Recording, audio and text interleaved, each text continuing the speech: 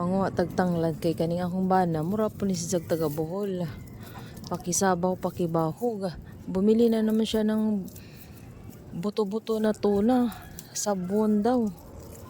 Ay, kay maraming man tayong tanglad. Lagyan daw ng tanglad. Ayan, mura man po ni si taga Bohol. Uy, pakisabaw, pakibahog. O, diba, libre na tayo ng tanglad. Tas parisan daw natin ng talbos ng kamote. Ito, sinasadya ko na talaga tong kay pang sabaw, mahilig lagi mig sabaw. O, may pang na tayo, libre na. Tsaka organic pa talaga. O, diba? Kaya kailangan talaga natin magkugi og tanom. Yan, kuha lang natin talbos sa kamote, pang gulay-gulay lang. Bites na. Healthy pa.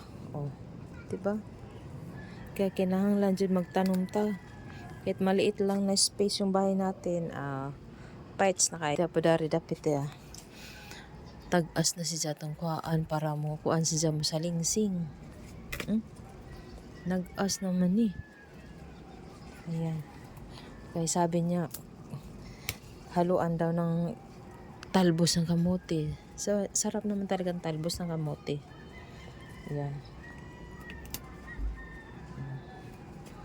Tapos yung aking ginger na kulay dilaw, daghan na si Jagkuan saha, guys, kay ako pugihan gajud ko magtanom, ganahan jud magtanom-tanom ug na pala may juta dire nga dako.